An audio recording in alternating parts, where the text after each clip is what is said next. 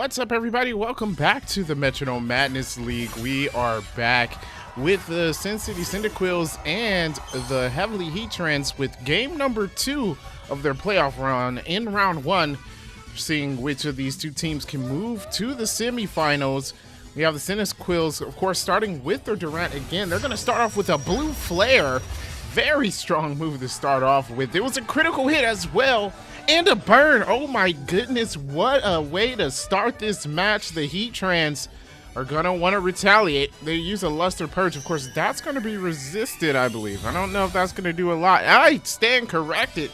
Not very effective, but Durant takes a beating from that move. That has sent the crowd wild there, as you can see. And there goes the Hypnosis. That would be a good strategy from the Cyndaquils. However, it does not land, unfortunately for them. There goes the Muddy Water from the Reuniclus. And that is going to do a lot of damage. Oh my goodness, also lowering the accuracy. Durant's in the danger zone right now. It was a strong start from the Cyndaquils, but the Heatrans brung the heat. And, oh, but the Strength Sap. Oh my goodness. This is why these two teams are in the playoffs here, ladies and gentlemen. As you can see, Durant uses that Strength Sap, lowering Reuniclus' attack and gaining that health back after Reuniclus actually played very well, especially after the burn. There goes the Shadow Sneak.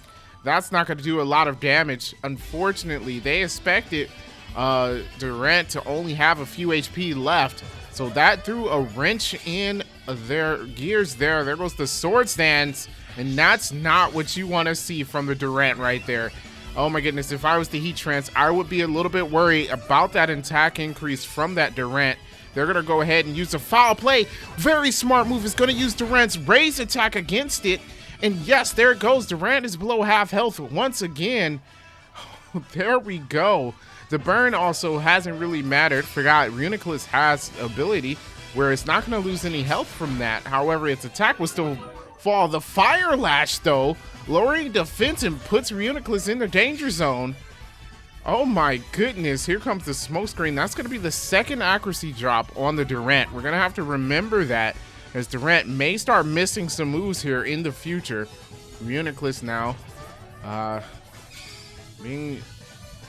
don't know what I was going to say there. There goes the reversal. Here goes the Reuniclus. And there goes the Rising Voltage. Okay. Rising Voltage is going to do enough damage, and yes, Durant goes down. First Pokemon down is on the Cyndaquils. After their very strong start, these teams, they have come out to play here tonight.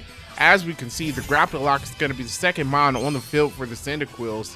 Going to see if they can take advantage of what the Durant has set up for them. Can they even the playing field and take out this Reuniclus? We'll have to see. There goes Grapple Lock going first with the Heat Crash.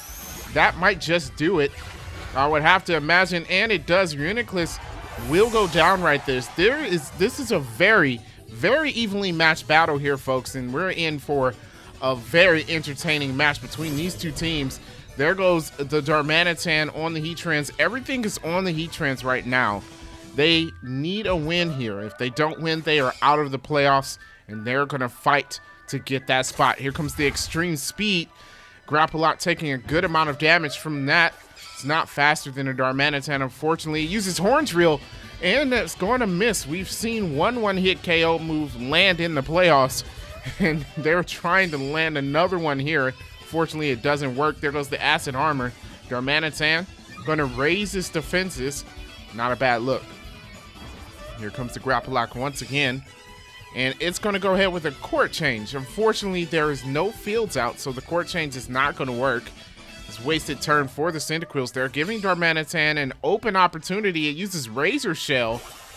That could do a lot of damage. It actually does, yes. Grapple Lock is at about a third of its HP here. Cyndaquils looking for an answer. They use Tail Whip instead. That's going to put Darmanitan's defense about right back where it was before. Actually, no, I think it still has a bit of a higher defense because he used Acid Armor before. And I believe that does more than one boost on the defense. There goes the Grass Pledge. That puts Grapple Lock in the danger zone. And now Grapple Lock is going to use a Power Trip. Did it have any big stat changes? I don't think it did. Yeah, that's not going to do a lot of damage. In order to have that Power Trip, you've got to raise your stats up first. And that's the best way to use that move. Here goes the Shore Up. Darmanitan basically wasting the move there. It didn't need to heal, but it's going to get that little bit of HP it lost back. And Grapple Lock, maybe it can do more damage now. I think that was a wasted turn on the Heatrans part. There was the Iron Tail. Of course, that's going to be resisted. And yeah, about the same amount of damage that Darmanitan had before the Shore Up there. So not a good look right now. Darmanitan going with the Toxic Spikes. Interesting move. The next Pokemon on the Cyndaquils will get poisoned by that. Will that make or break the game? We'll have to see in the future. There goes the Expanding Force, though. Grapple Lock trying with some strong moves, and that does just a bit, chipping away at that health. I mean, Grapple Lock has stayed on the field for a while it was in the danger zone. The Heatran's not taking advantage, but they are setting up with our Darmanitan here. The Shift Gear comes out to play, and there goes the increase in the speed and attack. So we'll see what the Darmanitan has in store. There goes the Cross Chop, but the longer it sets up, the more damage that the Grapple Lock can do. Darmanitan taking a huge hit right there. And that's the thing. That's the risk you take trying to set up in these battles. You never know. It could be to your detriment. Here comes the Darmanitan again. He uses Storm Throw. And that's going to do it. Grapple Lock goes down with a critical hit. Cyndaquils down to one Pokemon.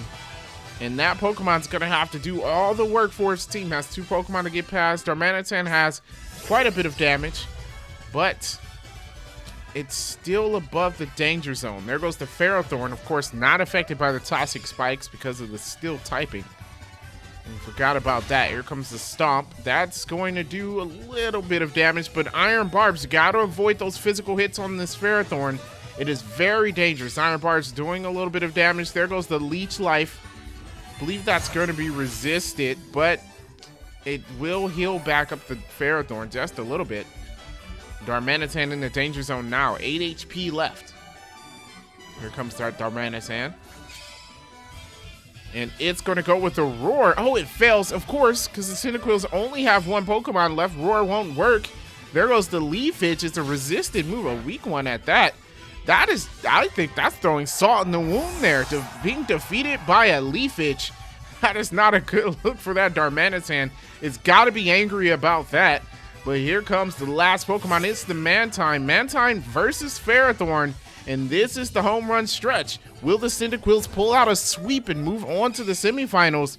Or will the Heatrans force a Game 3? We'll have to see that here. There goes the Frost Breath from the... There's a critical hit, by the way, from the Mantine, doing a bit of damage. Good crit right there. There was a Dynamic Punch. Now, that's avoided. It would have been resisted. Mantine is a flying type. Always have to remember that. It gets another chance to do some damage. There goes the Sucker Punch. That's going to fail. I believe that always fails in Metronome battles. Here comes Bind. Ooh, that could be big. Bind's not going to do a lot of damage itself, but we've seen this time and time again. The residual damage from the Bind actually does more, and it could help the teams out. We've seen Pokemon win battles by using Wrap or Bind or any other after-turn damaging move. Here comes the Ferrothorn again. It's going to go ahead with the Light Screen. A very smart move here. Light Screen going to protect it against special moves. So if that Mantine has a Fire-type move in store, a special one at that, it could possibly withstand it. That's a good idea from the Cyndaquils. Here comes the Bulk Up, but Mantine, oh, I don't know. That's not looking great. Mantine's going to raise his attack and defense there. If it chooses something like a Flame Charge, that could be all over. Here comes the multi-attack. Multi-attack is going to do a lot of damage to the Mantine, and there goes that Bind doing just a bit more. Mantine not looking so hot right now. It's past half its health.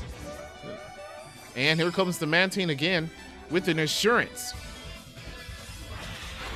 The Assurance, not doing a lot, but you got to avoid those physical moves. The Iron Barbs. The Iron Barbs and the Bind and everything. That Ferrothorn has the upper hand here. Here comes the Fiery Dance. Fiery Dance is not very effective, but it does put the Mantine in the danger zone, also raising the special attack of that Ferrothorn, while the Bind does even more damage. Mantine is hanging on with just a thread right now. Just that residual damage that the Cyndaquils were able to deal. There was the Skull Bash. Ooh, a 2-turn move. They're hoping they can survive the next turn in order to land that Skull Bash. But you know what? The Iron Barbs is probably going to take out the Mantine. Here comes the Mist Ball, though. And that might do it right here, folks. It does. Mantine goes down. The Heatrans are going to lose this battle, and that is it. The Heatrans go down, and the Cyndaquils move on to the semifinals. If you enjoyed that battle, make sure you hit the like button and subscribe to the channel for more of the Metronome Madness League. We are moving forward with the playoffs, and soon we're going to get to the championship in Season 6, so stay tuned.